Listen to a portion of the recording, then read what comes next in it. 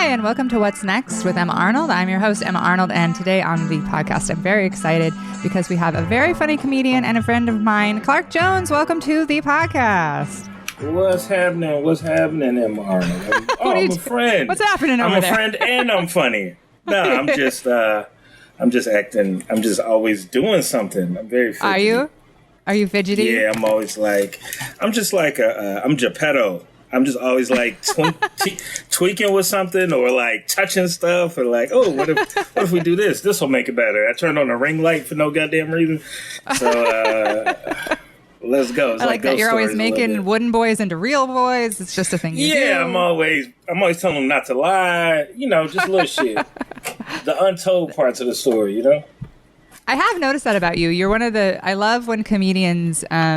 I feel like we a lot of times get sort of boxed into comedy, and I love when comedians do a lot of other things. Like, you do screen printing. I love your shop. It's really, really cool. Yeah, I'm screen printing, heat pressing, I do custom sneakers, just like anything. Yeah, your art sneakers. I love your sneakers. But those are super cool. How did you get started in that?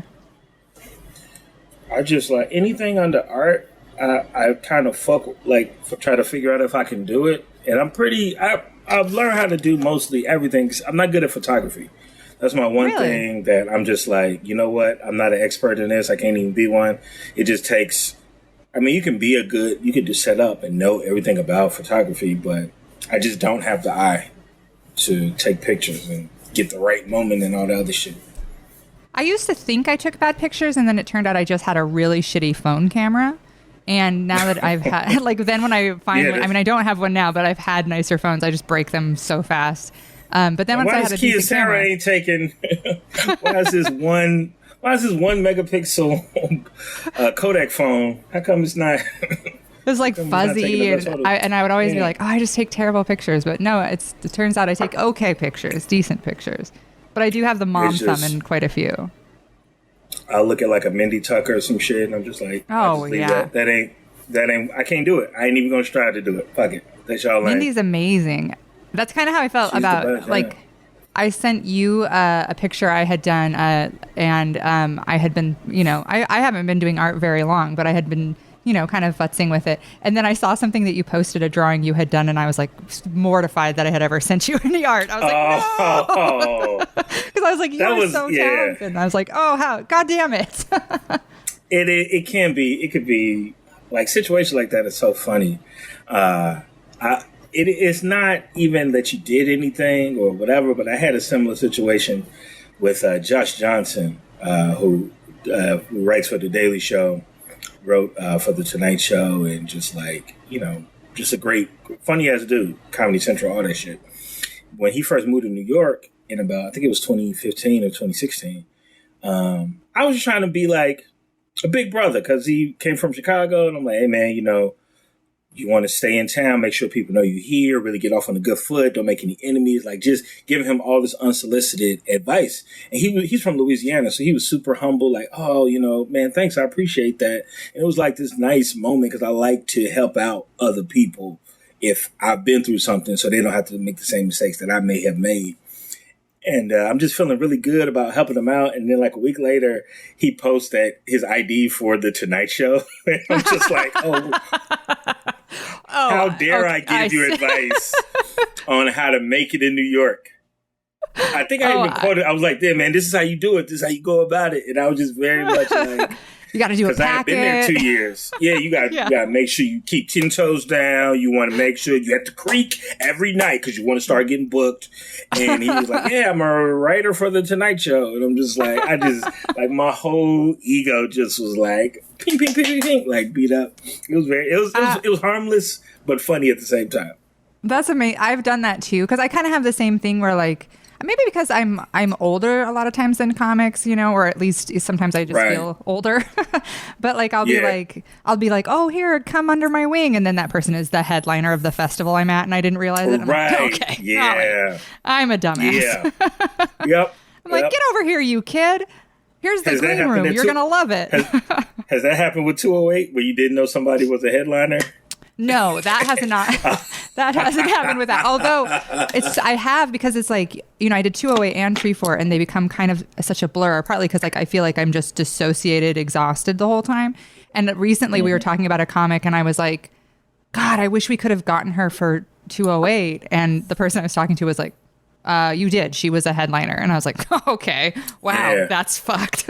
Like I have no memory of her seeing her at the festival. And I like later they were like, because it was somebody who was on staff with me, was like, I brought her from the airport, and then you like gave her bag and you took her to her room. And I was like, did I? Amazing. Great. Everything is a blur. Everything is a blur. When we ran Native Factory, people were like, oh yeah, me and Clark are tight. I'm like, if we met at the show, I mean, I'm sorry, you could have been anybody. You know what I'm saying? And that's why I try to think of different ways of like saying hey without making it like, oh, nice to meet you. Like I took that out of my vocabulary.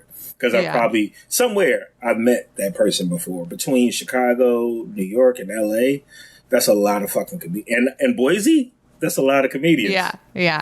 The thing I do is I introduce people over and over. It's like a known issue where I'm constantly like, oh, have you guys met? And then I'll introduce them, and they're like, we're roommates? And I'm like, but I'm always like worried somebody doesn't know somebody. Yeah, no, it's a hard thing to kind of navigate. I think Damian Lemon had a funny joke about like when you're at a party with somebody, you don't know their name, and somebody tells you, like you might have been talking to them, and you're like, "Fuck, I can't ask them their name now. We've already had conversation." And then when somebody tells you their name, you keep saying their name over and over again, so it doesn't seem like you never knew it. Like, oh, Emma, what's up? You want something to drink, Emma? Emma, when you getting out of here? Like, you just say it over. Yeah. Try to cover your tracks a little bit. I'm bad, and I'm really bad about that. Like, I also have kind of, like, I have facial recognition issues, like, a lot of times, and so it's really common for me to be talking to somebody who's like, hi, and I'm like, hello, and then we'll have like a conversation, and then we'll walk away, and Alex will be like, who's that? And I'm like, I don't know. I was hoping or I'll be like, do you know Alex? And they're like, yeah, of course, we've met a million times. I'm like, damn it. I was hoping you'd say your name. Damn it.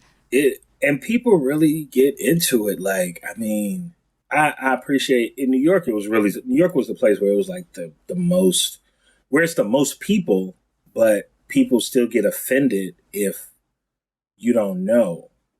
Oh, like, or if you forget. And then especially with like, you know what happened with comics, sort of? Like with comics, they would get mad if they wanted something from me. Then it's like, how could you not remember who I am? But like, it would happen a lot with industry. And I'm just like, it's a lot of motherfuckers in this city, yo. Like, don't not book me because I kind of met you in passing once and I fucking forgot your name or I reintroduced myself. Like, Jesus, where do y'all get these rules? You know? You've been there 2 years? LA. Or at the time you had been there 2 years. Okay, yeah. Well, you took LA or New York? New York. Or you're in LA now. York? I was totally spacing. Yeah. How long were you in New York? I was in New York for 5 years. Why'd you leave? Yep. Why did you move to LA? What was the kind of choice there? I wanted to write for TV. Yeah. I was like, LA was the first place where I set a goal. Like my goal was to write for TV, and the goal happened. Yeah. Like a lot of great things happened in New York. A lot of great things happened in Chicago. But LA was like the first place where it's like, I want to write for TV. Let me go about the steps to doing that. And then it came true. Yeah, I saw you post the other day that you wrote about a show you were writing on. Are you writing on something now? You wrote for the first season of, I'm sorry, I'm spacing Run the World. Run the World. Yeah, you wrote for the first season. Stars, yeah. Yeah, they just released the trailer, and I think we're set for 2 seasons. I just don't know when any dates are, like when it's going to air. I'm hoping soon, maybe January, if they're done. For the fact that they released the trailer, so I'm thinking it's got to be sooner than later, but I don't know exactly. And then, hopefully we'll get back in to write season 2.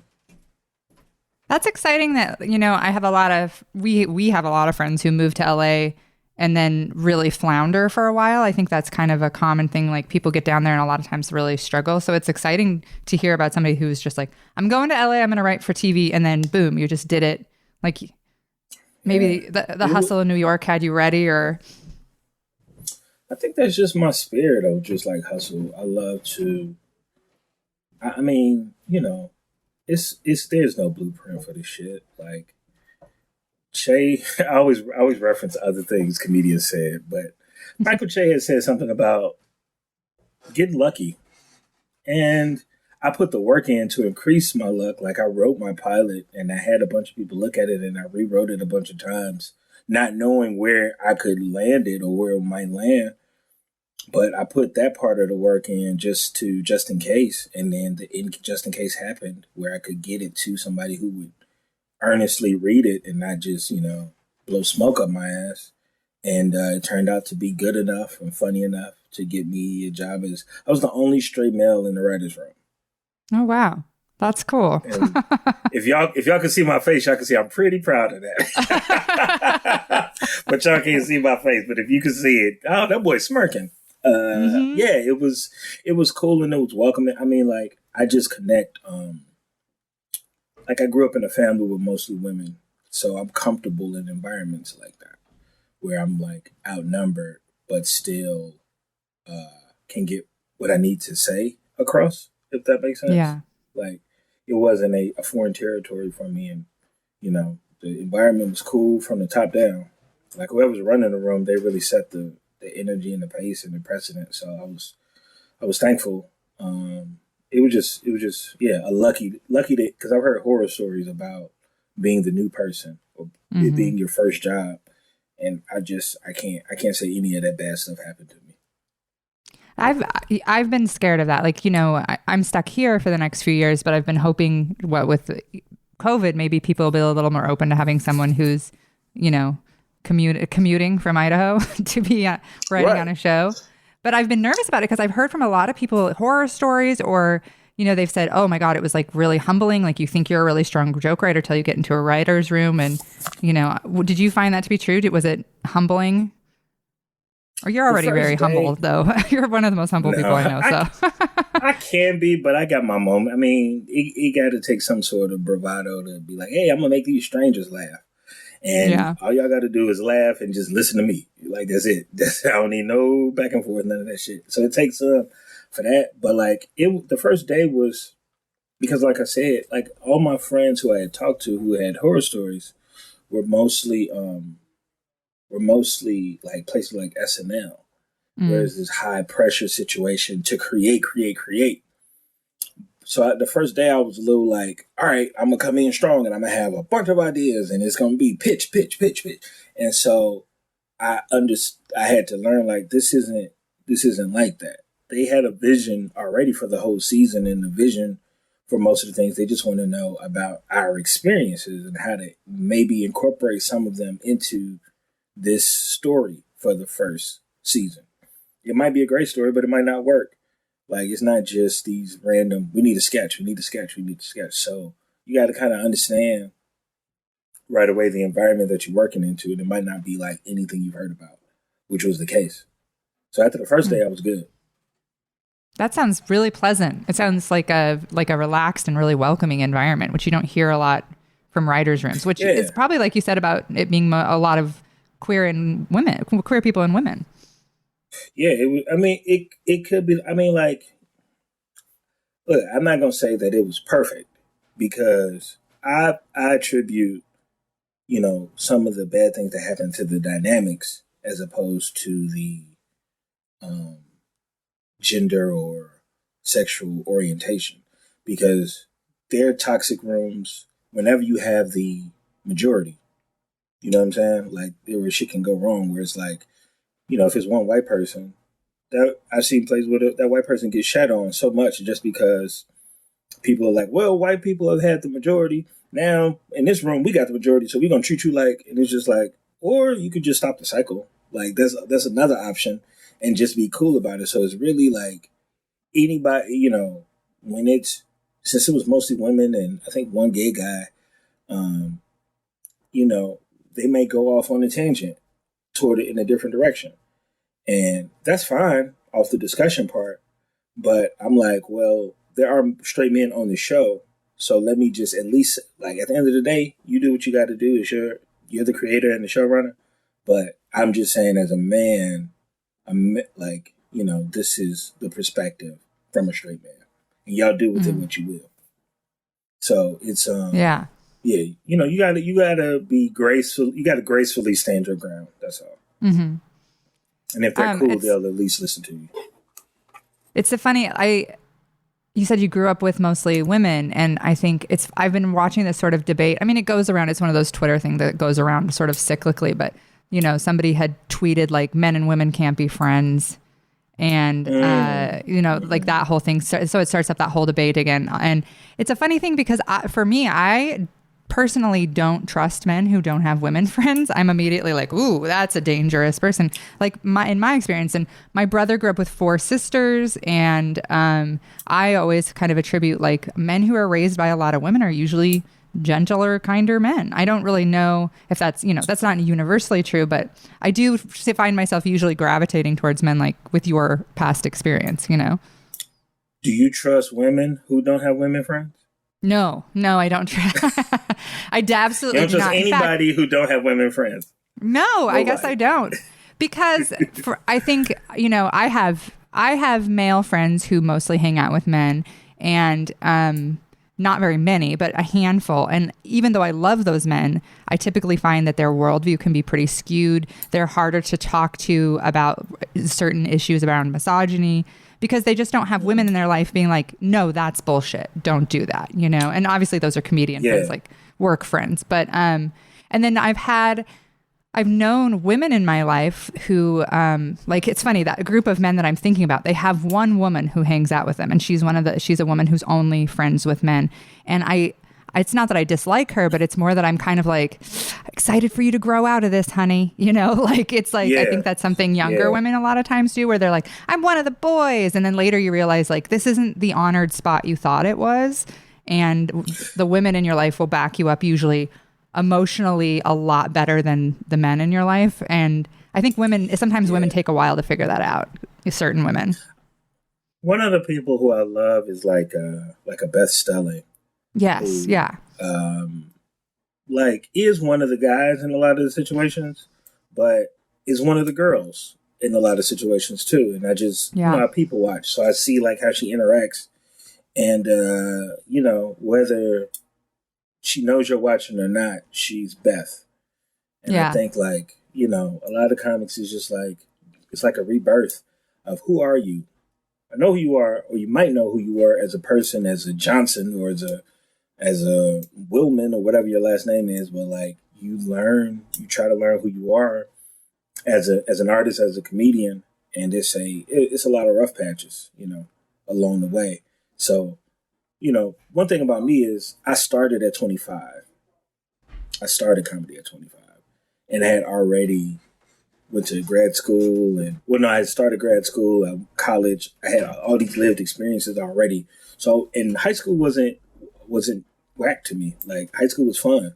There was no hierarchy. Every clique just talked shit about the other clique. So there was no, oh, you're unpopular and we're the popular kids. Like the rappers talk shit about the basketball players. The basketball players talk shit about the fashion people. The dancers talk shit about the other dancers. Like it was like you just had your clique. Everybody was on equal footing.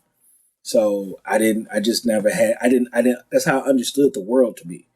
And when I got into comedy and people started acting like, well, I'm better because I did this or you can't talk to me because I'm this. It was just like, it was kind of like weird to me. Like, you're not better than me. I always hated that too. I always felt like, I came into it already a mom and I never really had a lot of respect for authority stuff anyway. But like when you would be in a green room and it was very clear, like the famous people sit here, the next, you'd have like this like hierarchy. And I was always kind of just like, no, we're just all adults here doing a job. And I didn't really do the whole, like the headliners only talk to the headliners thing. So I would just go up and like introduce myself and say hi to whoever and be friendly to whoever. Mm-hmm. And I feel like that's one of the reasons I got booked for. People would be like, how did you get booked for that? And I'm like, I was just an adult. And I just went and said hello like an adult would to the person I'm working with instead of being like, intimidated. Because there's nothing yeah, somebody's been doing this 20 years longer than you is better than you at it. Guess what? That's cool. It's fine. And I respect that. Like, I'm not trying to walk up to you, give you advice on comedy. I'm just saying, like, yeah. Hey, what's up? And, the cooler people who are like secure in them, like people who are secure in themselves love me because I'm typically like the magic mirror at a carnival where whatever you are, I'll be that to you times 5. So if you believe in yourself and you're a confident person, you're going to feel like, oh, like Clark gets it. He gets me. He understands me and respects what I am and all that level. If you're unsecure, if you're a fraud, and I ain't even saying calling you a fraud, but I'm giving you in reflection of when I talk to you, whatever you are back to you. So if you don't like yourself at all, those are the people who I usually struggle with. That's so you're like a mirror person. I feel like I'm kind of like that too. Like if somebody has an accent, I have to struggle very hard not to copy that accent. Like if somebody has a Southern accent, I also have a Southern accent. And I'll like, as I've gotten older, I'm much better about being like, I've developed who I am more. So it happens less, I think. But for most of my life, yeah, I totally get that. I was always kind of a mirror too. Yeah, that just happened. I was talking to a friend from South Carolina last night, and they're like not even from like Charleston or one of the major cities. And I just this natural mimic comes out to, kind of at least imitate their how fast they're talking or like, the speed of it. So I had to catch myself a few times like, hey, stop, just be you. Don't be them. They're from South Carolina. You are not. And I can relate to that totally. I think it's because I was kind of an odd kid in a lot of ways, and I learned really, and I think I was really sometimes like, I was really intuitive and like always paying attention. I grew up in an abusive household too, so you learn to be like hyper aware and always like monitoring situations and stuff. But I feel like I do that in my adult life too, where I'm always sort of like, I can fit in anywhere. And I think that's, as a comic, you're doing that if you tour a lot, you are sort of like feeling a city and trying to get the tone of it and trying to match that in some ways. And it's funny because some comics do that. And then some comics, like I think of Tig Notaro, does not do that. Like has no mirroring whatsoever, and I love their comedy so much, but like I'm like the opposite of that. So yeah, some people just had that. And I grew up, I was a loner as a kid. Like my older brother was 8 years older than me. So he was already out, doing everything and kind of not in the house a lot. And so I was just in the house with my encyclopedias, just reading shit. My mom got me a children's encyclopedia. It was like 1 through 14, animals, science, math, all this, the different. But number 15 was the adult or the parents' guide to the 14 books. So I spent most of the time reading the adult. Like I wanted to know what the adult, because I just had this thirst for knowledge and like how everything worked. But personality wise, I was just kind of like this sponge. So like anybody I was around, I kind of just absorbed that to a degree, and that just kind of carried over into comedy. Like I wouldn't watch a lot of comedians because I didn't want them to influence anything that I was doing. Like I always wanted to just have a unique perspective. And so I had to be aware of myself, like, yo, you were a natural mimic. So like, it's people who I enjoy who have totally different experiences that I watch. But anybody who's like a black dude in his 30s, college educated, like I don't watch their set because I don't want anything to creep in. Or like it also allows me to say like, hey, well, I didn't watch nothing you did. So if we came up with the same thing, that's just what it is. That's just same experience. But I'm not watching your shit at all.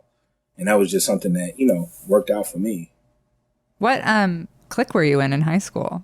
You said there were a lot of cliques. Where were you? I was the dancers at first. My freshman year was with the dancers. Like the like ballet, hip hop. Another time I was outnumbered by women.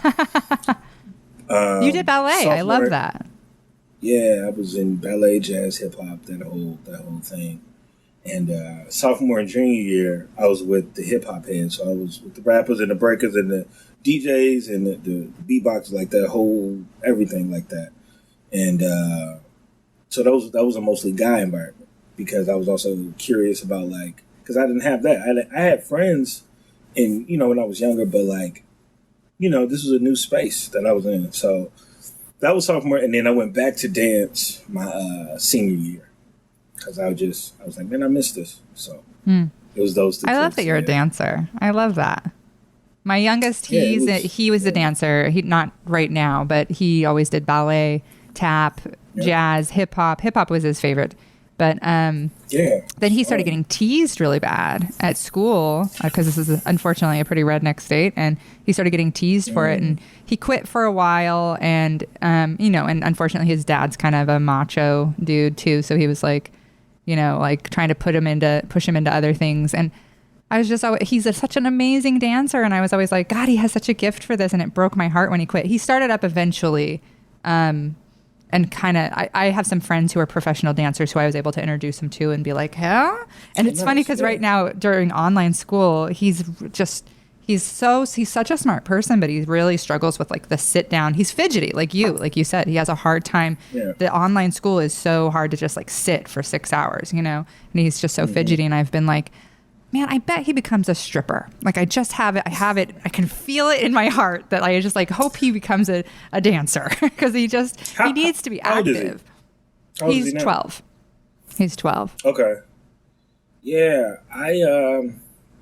it's weird, man. That's unfortunate too that like the restrictions we put on masculinity and like what it means to be a man, and I thankfully was given like that freedom.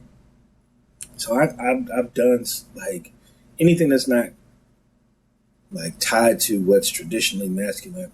Nobody ever had to tell me like, nobody ever told me you can't do that, you can't do that, you can't do that. I just didn't have that judgmental environment, thankfully. And I know that's a blessing because a lot of people don't have the freedom to be themselves. But like when you restrict and say, you can't do this, you can't do that, people will find a way to find that freedom or find a way to deal with whatever suppression that's being put on them. I feel like you said, I don't like working for people. I like working with people. I like the freedom to say, I know how to do this. Let's work together instead of like, I hate clocking in. You know what I'm saying? Because I was told that I could do anything I want to do. Yeah. Raising sons has been so heartbreaking because you see how many things, pretty much anything that is joyful and free expression, men are not supposed to do it. Like enjoy colorful clothes, enjoy moving your body, enjoy laughing, smiling, crying. Like there's so many things. And a perfect example is my sister's husband at Easter one year. He like had a meltdown because I had gotten Easter baskets for my kids. And he was like, your kids are too old for Easter baskets. And I was like, what? It's Easter. Like we do a big family Easter. And they didn't believe in the Easter bunny anymore. But still, we would hide the baskets and do the whole thing.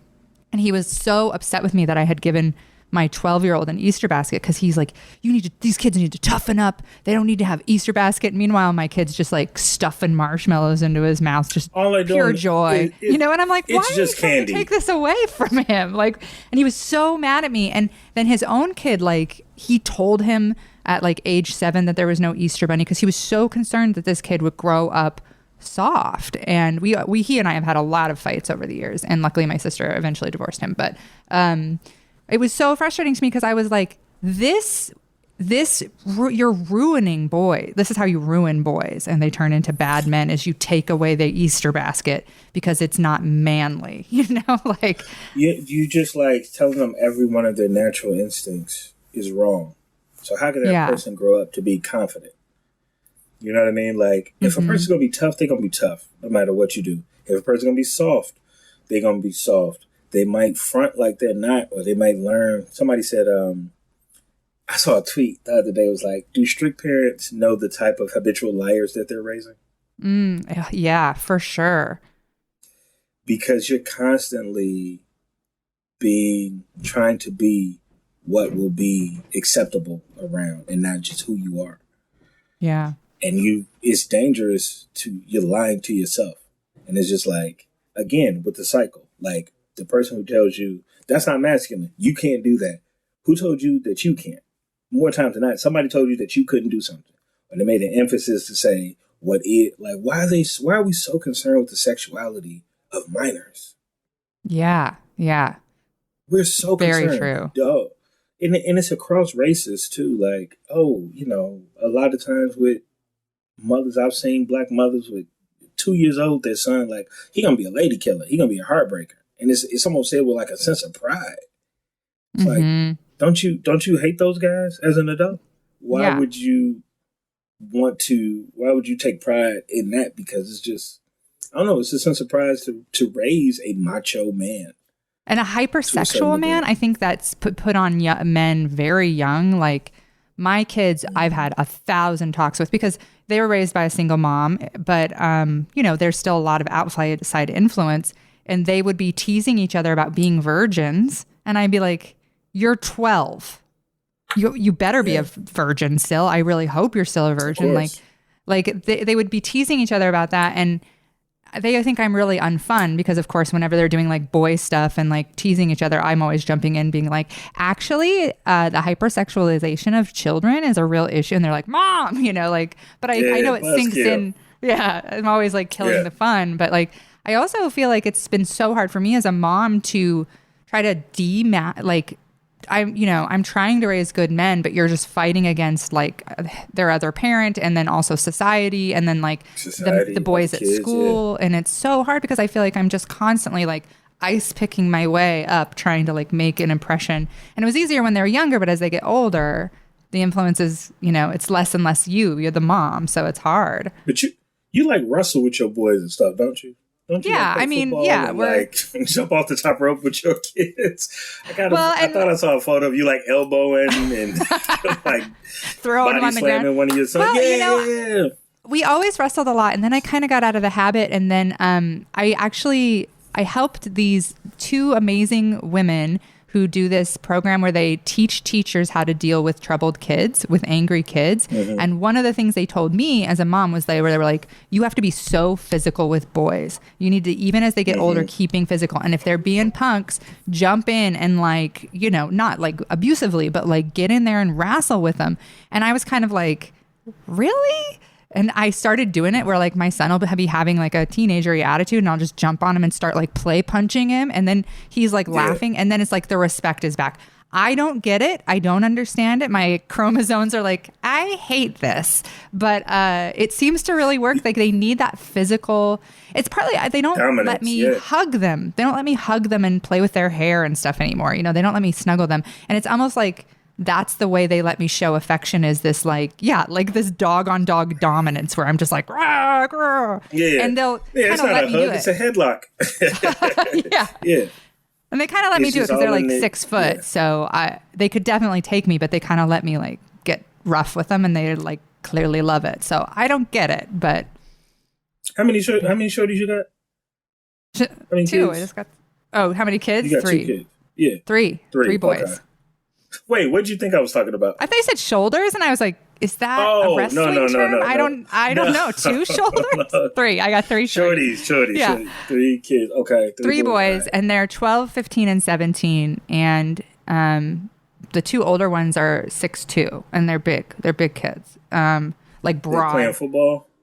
One of them plays football. The other one doesn't. He's autistic. He doesn't like to be touched. So he did very well in fencing and. Nice. They did wrestling for a while, but he was like, just not his thing. Yeah. No, but the other one does play football, and me neither, especially by strangers. So, yeah, that'll happen a lot in comedy. Unfortunately, a non-contact profession. There's a lot of contact in it for some reason. So much. It's a weird part people I don't think realize. Like after shows, sometimes. I'm actually like, I hope post-COVID I don't have to do the meet and greet. I can still just like pretend I'm scared of COVID and never do it again because I would like feel so raw. I would feel like one of those like, starfish in a touch pool. That's just like, yeah. The hell away from people you, just hands all over you. I'm committed to never shaking hands again. Like bare raw handshaking. I'm done. I'm okay with never doing that again. I'll do a fist bump. And I, like I taught, and I was always a little hands off. I never hugged. We had those teachers who would like hug their kid. I just never. That's a slippery slope. I just don't like it. And then, but people who I am friends with, women I'm close to, they get great hugs because I'm like saving it for like people who I actually want to hug. If that makes sense. You know what I mean? Yeah. Like women, I would shake hands. Hey, how you doing? How you doing? And it ain't personal. Intimacy is a weird thing with me. Yeah, me too. Weird. Can I ask you a super? And if you don't want to answer, say no. And also we can cut it from the podcast. But are you a survivor? Were you molested as a kid? No, not at all. Because that's like a common for me. I mean, I don't. That's obviously part of it. But I think for me is like. Early on, autonomy was sort of taken from me, and then like when somebody just comes and hugs you, I have that sort of same like panicky feeling. Yeah, like it's a common thing. I was really like I was just so protected from everybody that I spent a lot of time by myself. So like, it's more like I'm in public spaces or with strangers and stuff like that. I'm more like asocial. As opposed to antisocial. Like I don't have a problem with it. I just don't feel comfortable knowing exactly how to not make things awkward. So it's not even a protection for me. It's like I'm also like making sure you're fine too, because I don't know what bothers people. I don't want to step over lines, none of that stuff. So let's just hands. Why we got a hug? Let's just shake hands. Like shit. Yeah, or fist bump. I'm kind of the same way. Like I like the people I'm close to, I'm very physically affectionate with. But then, other than that, like I even made a joke about it so that people would stop touching me after shows. I like said in the joke, like, I do not like to be touched by strangers. And then after people would be like, oh, I know you don't like to be touched by strangers. And I was like, what a genius move by me. Like. It's the same thing people do with drugs. You talk about you love cocaine, people don't offer you cocaine. It's really sneaky, but it works. I've never done cocaine because I've felt like I always knew from the time I was younger that I was like, that would be the one for you, Emma Arnold. The feeling I've always, drugs were never super addictive to me because I hate to feel out of control. Like I need to feel in control all the time. So like anything, like I still smoke a little weed now and then, but like kind of the same thing. Like nothing other than alcohol has ever really appealed to me. But like cocaine, I've always been like, that's it. That's the one. What's the drug of choice in like Boise? Like, what's the drug that? It's weird, but for a while, when I was a kid, it was heroin, and I have a ton of friends who are former heroin addicts and recovered heroin addicts, and then that went away for a while, and I'd say it was probably just the usual stuff, pot and mushrooms and LSD and stuff, but heroin's actually had a huge reemergence here, and it's heroin again. So, and it's funny because I've had friends who have been like, who sort of they'll be like, they do heroin recreationally, and I'm kind of like, well, okay. I don't know anybody that's ever worked out for really, but yeah, it's like you eat poison as a recreational. No, you need to either fess up or stop. But no midway, no middle ground with that. Either you do it, you own up to it, fuck it, or I can call somebody for you. Like, that's the tough part, when you won't even accept what it is. Because then I could just leave you alone and say, okay, well, that's what you do. You can't come over, but do what you do. Come take a nap on the couch, I guess. Yeah. It's always seemed like a sleepy drug to me. Yeah. It is. It is a nod-off. It is the nod-off drug. Yep. The closest I ever did, I did opium once when I was like 14. And that was kind of the same situation where I remember doing it and being like, no, we can't ever do this again. Because it was like... What was the issue? I just, I have a neuroatypical brain that doesn't make serotonin or any of that stuff. And I felt when I did opium, I was like, oh, there it is. Like, it was like I felt for the first time, like, what a good amount of serotonin and dopamine was, and was just like, oh, yeah, this is great. And after that, I never did opium or anything opium related after that, because I was just like, Nope. And then luckily I don't like pain meds. I don't like Vicodin. I don't like any of that stuff. Like it all kind of makes me nauseous, and I don't like to feel out of it. Like I don't like to feel woozy, you know? So. Yeah, no, I can't do anything that's like depressant. Like I can't smoke indica, heroin. I would never do because, it's a sleepy drug, and I'm already super sleepy all the time. Yeah. So Indicas do the same to me. Indica just is a nap. Yeah. Like it's a nap that my body feels itchy during. I could do a nap anytime I want to. I don't need a drug for that. Even like like the big thing right now in Chicago with the kids is Percocets and Xanax, and I don't need Xanax. Like it don't make me happy to be sleepier than I already am.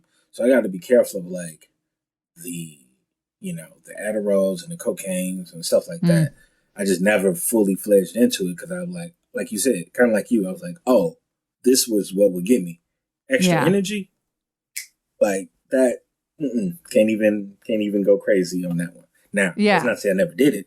I'm just saying I'm careful. Adderall's the same for me. I feel like as a person who's a doer who wants to do more all the time, Adderall I have only ever done once and it was because we were driving on a really stupid tour that was very poorly planned where we had like 11 hours between a gig, and I was going to be doing the driving. Somebody was like, "Oh, I'll give you an Adderall after the show so you can do part of it after." And I was like, "Sure." And I was like, "No, you need to never." This is bouncing off the walls. Totally like ideas, which is funny because my partner Alex has ADHD, and it's obviously the opposite. When he takes one, he's just like, "Ooh," and he gets so calm. And I'm like, "Oh, interesting. Okay, that's definitely a different brain." Shit, yeah, it's hyper focused. You got to be honest. That's the thing. It's such a hard thing to do, but you got to be honest with yourself and what you can and can't do. And it's hard because of, like high school, comedy's so high school with like peer pressure and like self pressure to be like everybody else and to be able to, and like somebody tell you, "Oh, well, this is what I did to get my job," and it's just like, all right, well, let me try. And it's just like, ain't no blueprint, bruh. Like you're chasing it. You're chasing what worked for somebody else. And a lot of times, this is the fucked up thing. Motherfuckers do not tell you the whole story. They will tell you, "Yeah, I just did this and it led to me getting on SNL." They don't tell you, now this don't happen every time, but they don't tell you about who they knew. Or they don't tell you about the party they was at and how they worked the hell out of the person who led that to another person, because that takes away from this idea of, oh, I'm self-made, or I did it through hard work, or I was hustling, or I was grinding. That takes away from that. But that's how most of these things happen. Even myself. Like did I have things ready to show people? Yes. But it took me having a personal relationship with somebody to get in the room with a lot of things. Oh yeah. That's what makes people put their name on the line. Like, if this don't work out, that's my reputation. So I got to know this person is somebody who is trustworthy. Fuck a packet. Fuck a joke list. Will this person embarrass me if I vouch for them?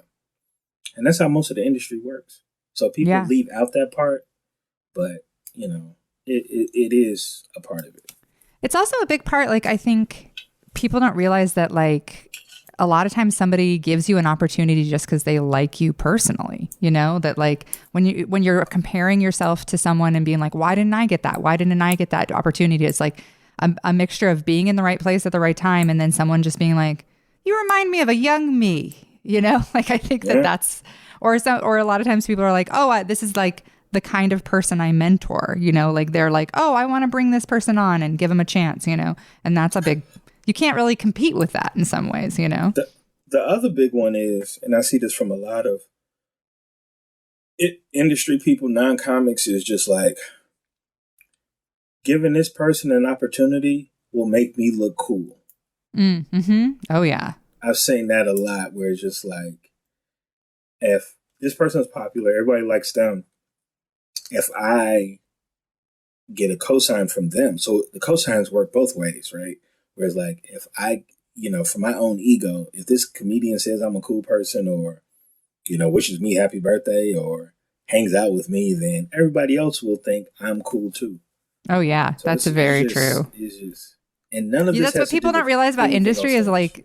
like a lot of industry I've met. I'm like, oh, you're just like someone who likes to hang out with popular people, you know, like not everybody. I've met very cool industry people who like believe in the art and Sure. are all in, but then Oh, occasionally you'll meet someone like one time this manager took me out to lunch, and was very interested in me. And then, or I thought was like very interested in signing me and doing something. And then partway through I was like, no, this is just, you just figured out that like you can take pretty women to lunch because of who that you are. is, And you're yeah. just like, oh, I'm going to take pretty women to lunch. And he had no interest in signing me. He just was like, I know that you'll go to Just lunch want with to me have because I'm some. industry and I'm going to use an hour and a half of your time because, you know, I can. So let's have lunch. And I was kind of like, Was oh, was he inappropriate in the meeting? not at all. No, not at all inappropriate. More almost like sometimes I meet men, I feel like they're kind of collectors almost. Like he wasn't trying to fuck me. He Mm, just wanted like to be around a beautiful woman. Like I don't know, you know, okay.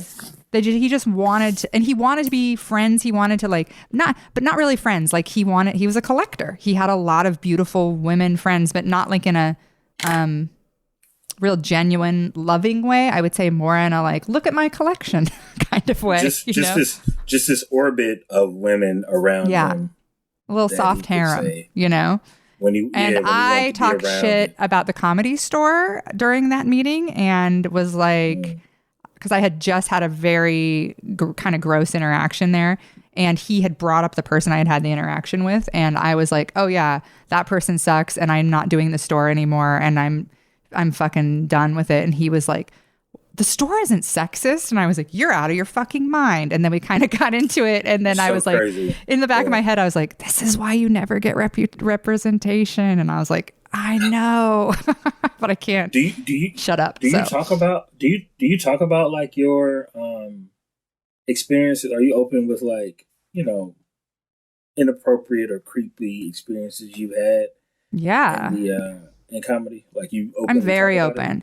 I'm very open. And I think I'm 100% sure that's the reason I haven't gotten certain opportunities is because I have not, you know, there was a show on Comedy Central that everybody was doing, and I'm not even gonna. It was This Is Not Happening, and I was like, Oh, okay. we were going back and forth. I had sent them tape. They were like, we like it, da da da, do this and this, and then Ari had tweeted all that shit about Beyonce and how women lost their value after giving childbirth, and how like as a society, we were Very true. correct in sort Yeah. of scorning women after that. And I was like, I'm not doing the show as long as Ari's the host. And I was just like, I think he's sexist and I think he's trash and I'm not going to work with him. And same, like, you know, I had been like, yeah, Brian Callen he's really sexist to me. And I've always been really open about people who are gross, definitely to my detriment, but also like, I don't live in LA. I don't have to be part of that ecosystem. I don't have to fit in. I'm not trying right now for a writing job. I'm not trying to get that work. And so I feel like part of it has been like, I felt like I have a responsibility since I can be open about that stuff. And I'm not like, you know, desperate for the work in LA in a way other women are. Because I work the whole country, you know, like I'm a touring Yeah. comic. So I don't have to be like, I have to make this show in LA work. I felt like I had a responsibility to be open about it because I felt like not everybody had the luxury of being able to be honest about it, you know? So I always was just like, this person Yeah. is gross. And it's given me sort of, it sucks. It sucks, honestly, Clark, because it's like, there are men that like, I really liked. I thought they were really funny. They were gross to me. Then when I told other people that they had been gross, people were mad at me. And they were like, I don't want to know this. I don't want to know this about this person. And it's like, I didn't either. I didn't want to know it either. I just wanted to be peers and I just wanted to have fun. And out of like all the comics in LA who have been somewhat shitty to me, and there's a lot, and that's not just true of me. They've been shitty to tons of women. And like when I would say something about a comic publicly, tons of women would privately be like, oh my God, he's such a piece of shit. But not everybody felt comfortable being public about it. But like it happened to me where like I was public about someone and then they came to me and where they were like, how could I do better? One time that's happened where a man was like, how could I be better? And since then I've seen him like change and like seems like he's really trying to be more, and he had a reputation in the Midwest for harassing women, and I since then have seen like he really seems to be like vocal and trying and making an effort, but that's one person out of like so many guys who have acted thousands like of Bill Burr impressionists. Yes, exactly. Thousands, hundreds of thousands of in your face comics. No apologies. It's tough. I worry first about the guys who I, keep in my close orbit. And most of them are married or in long-term relationships at this point. So, like, they got to worry about me. They got to make sure, like, Clark, are you... Because, Oh, married men harass you just as much as single men, though. They do. They do. For sure. But, like, my closest friends are Will Miles and Kenny DeForest. And, like, both lovely men who I've never had a single negative interaction with. I will vouch. I'll put my reputation on the line for their, credibility as like not creeps. Mm-hmm. Now I ain't talking about 10 years ago. I don't know about 10 years ago. I'm talking about in the last 5, whatever. So, it's tough because I think that every industry is ancestral to a degree. If you spend that much time around the people, you're both heterosexual or even homosexual, whatever you are, it's people sleep with each other in the same industry. Mm-hmm. But the right ways to go about things, needs to be talked about more so people know what they should and shouldn't do. Because it's easy to claim ignorance if nobody's talking about it, if you don't seek out the knowledge. But if people are talking about it and there's an opportunity to say, like, this is the way to go about it, or this is the way to not go about it, I think that can't do any harm. Yeah.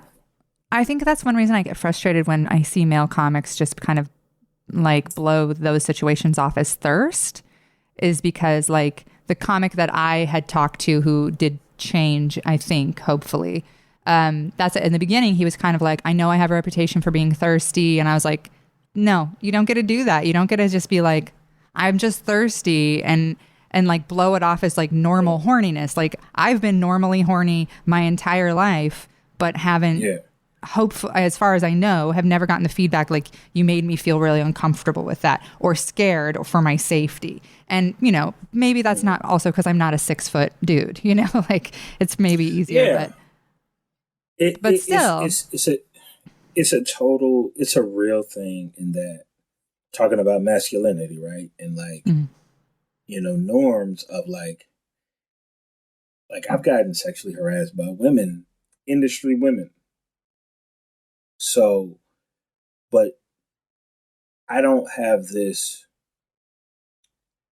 it wouldn't be received the same way, I don't think, if I was a woman talking about it. And that's not great either. Like, I'm not saying people believe women. I'm saying that a guy coming out and saying, yeah, a woman did this. And it's just like, is it worth it? You know what I'm saying? Yeah. Is that something that needs to be talked about? Or a lot of shit you just end up chalking up because you're just like, you know what? Fuck it. Well, I feel like that's one reason I like relate with Black men a lot of the times is you've been fetishized by white women in a way that is very relatable to the way men treat women. And so I think a lot of times Black men, if they've experienced that and have acknowledged it, instead of as it being like a macho or masculine, like positive, like, oh, I love being treated like this by women because I'm hypersexual. If instead they're like, no, I don't like being objectified and I don't like being treated like a thing. I feel like that's, something that a lot of times we can connect on because feels shitty. It's a shitty way to be treated. And it's assumed if you're a young Black dude, you're just trying to fuck. And in some situations, sure, but everybody different. And everybody, like, it might be, with some people, not everybody. Like, come on now. Like, you know what I'm saying? Like, let's have this conversation. Let's see how this doesn't make sense at all or whatever. And it's just, but like I say, it's not gender, it's power. Mm-hmm. So certain people, man, woman, transgender, straight, heterosexual, lesbian, straight, gay, lesbian, whatever, in certain positions do not like to hear no.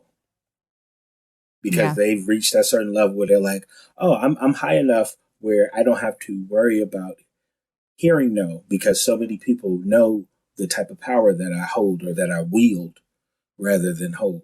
And so I've had a situation with somebody where I said no, and they had a kind of a vendetta against me for a little period.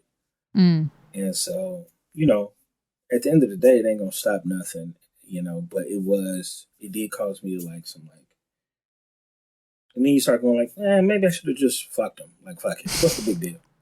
Then you're a hoe. Yeah, and to yourself more than anything, like that's such a terrible feeling. And it was for what? It wasn't like I was fucking for a job. It was like I got penalized for not. And it was just like, I'm not interested in you. Like, why is that? But certain people don't like that. And it goes across genders.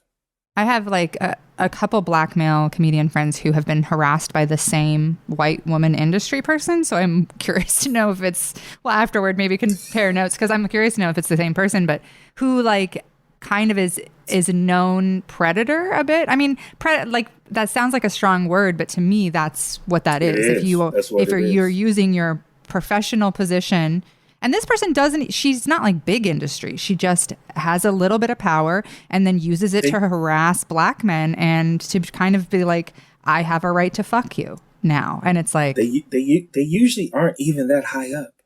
No. But just enough. They're just enough to have access to people who are high up and can start and say things to sully your reputation.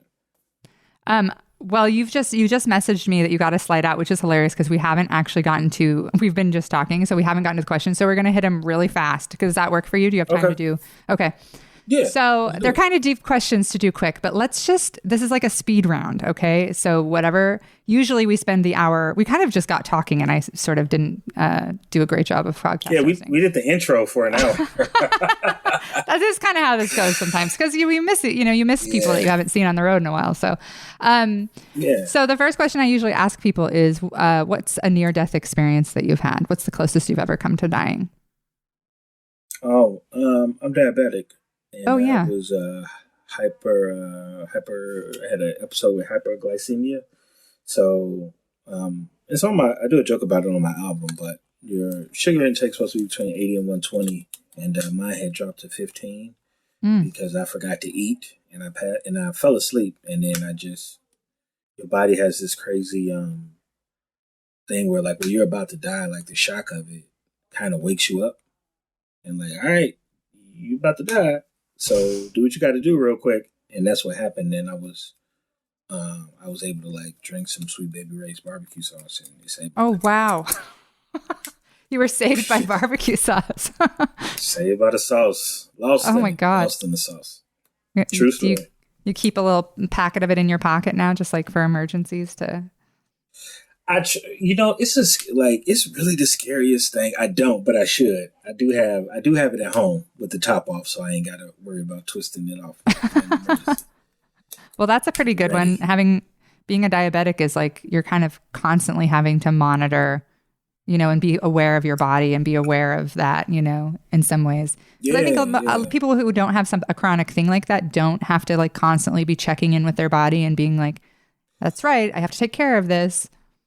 Even bigger than that, even bigger than the physical, because you kind of just know after it was 17 years for me.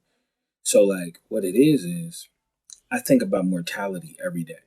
Like every day I am aware that life isn't forever, which is, you gotta balance that with a lot of happiness and a lot of like getting shit done and like, just understanding that none of this is forever. So that even the mental part is even bigger than the physical part. Yeah. That's funny because that's usually my next question is like, what's your relationship like with death? But it seems like you've had 17 years to sort of process that and come to a healthy place with it. We're not strangers, especially it's just crazy, man. And I talk about it a lot, but yeah, I lost my mom, my stepmother, and my brother within the past 11 months. Yeah. On top of shit that I think about. So me and death aren't strangers as far as knowing what the fuck is going on in the world. Yeah. Whenever I see anybody bitching about 2020, I'm like, have you talked to Clark Jones yet? It's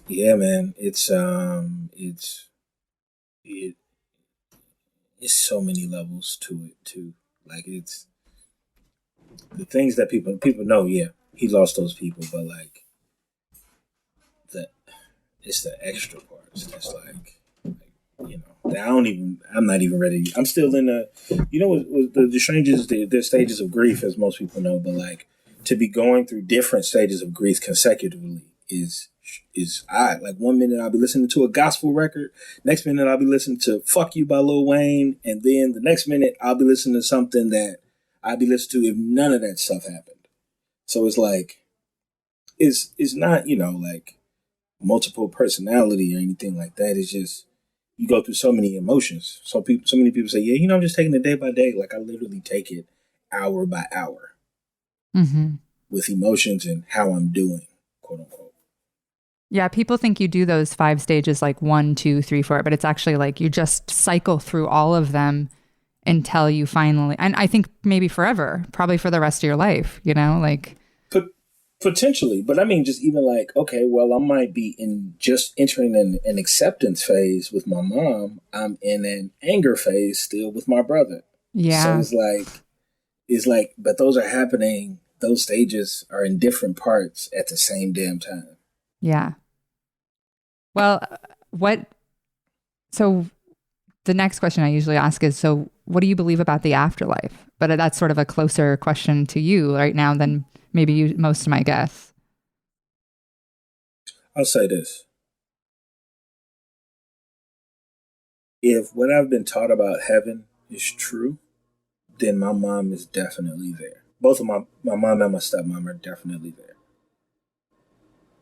And that's me in a nutshell. Mm-hmm.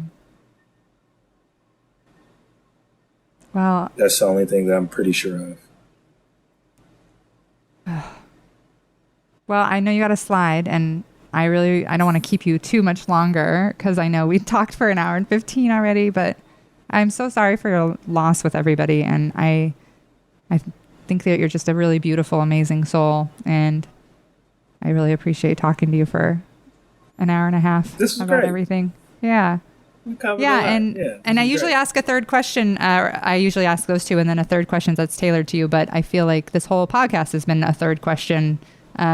Just wanted to know what you've been up to and what you've been doing. So maybe we'll do them back to front. But well, thank you, Clark. And plug yourself real quick. Where can people find your album and find all your stuff where's it? And your shop? Plug your shop, please. The album is First of All, and it's streaming everywhere. That's the album. The podcast is Classic Black Dude. All the episodes are still up. And I interview some of everybody. It's a great podcast, great talk. If you enjoyed this episode, you'll love Classic Black Dude. You have really great guests, really phenomenal guests. Like the last person I had was my grandmother, my 85-year-old grandmother. That's a great episode. Y'all should check that out. The shop is Classic Black Customs on Etsy. And I do custom everything, sneakers, hoodies, t-shirts.